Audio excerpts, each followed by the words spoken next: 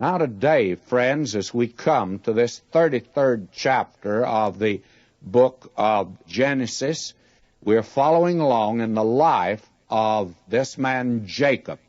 Now last time we saw what we call the high point in his life, and that high point was that he met God.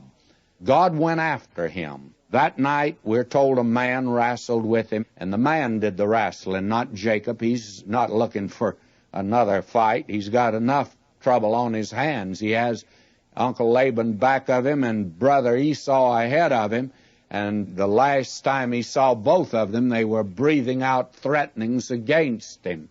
And this man Jacob is not in a position to take on someone else, and therefore the man took the initiative. He was the aggressor. And as we said, it was the pre-incarnate Christ. Now, if you'll notice how God dealt with him, how the Lord dealt with him, this man Jacob refused to give in at first. That's typical of him. And he knew a few halts. He thought that after a while he'd be able to overcome. He found out he couldn't overcome, but he would not surrender. And so what did God do? Well, absolutely, God in a moment with his superior strength could have pinned his shoulders down. But may I say to you, he wouldn't have pinned his will down.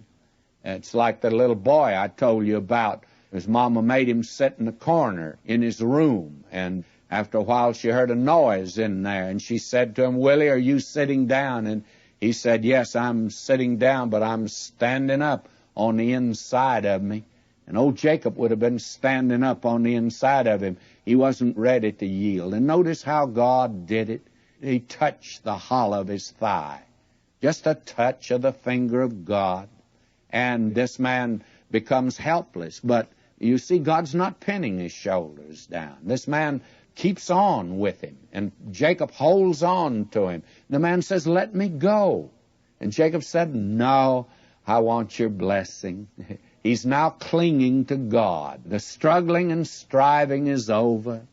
And from here on, I think you're going to find a man not in a moment's notice change, because psychologist tells you today that these habits we form, they set up certain synaptical connections in our nervous system, and we do things by habit. We're creatures of habit, and this man will lapse back in his ways many times. But I want to tell you, we begin to see something in the man now, and before we're through with him, why, we find that he is a real man of God. Actually, we see him at home and in the land of Haran. He's a man of the flesh. And then here at Peniel, at the brook Jabbok, he's fighting.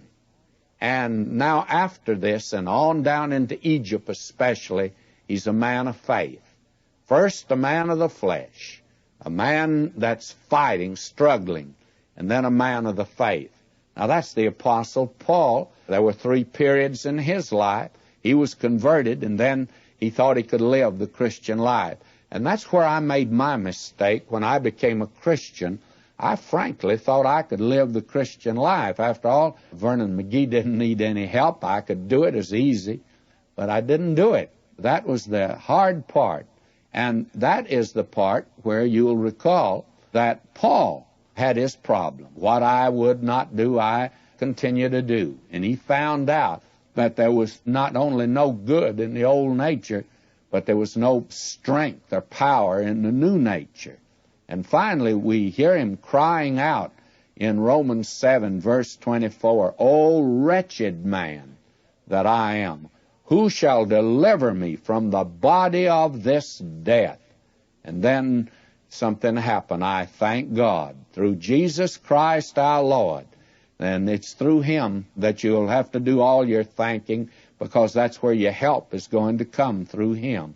"So then with the mind, I myself serve the law of God, but with the flesh, the law of sin." And that's the way that it is with all of us. We have that old nature, and it can't do anything that'll please God. In fact, Paul went on to say that it was an enmity against God. They that are in the flesh, Paul said, cannot please God. Romans 8:8. You cannot please God in the flesh. And it's not until you and I yield to Him, and yield means it's an act of the will of a regenerated person yielding to God. What a picture that we have here. And all of these things happened unto these for examples unto us. Now, we are going to follow Jacob from here on, and something happens in the 33rd chapter. Almost think we've met a new man. To tell the truth, we have met a new man.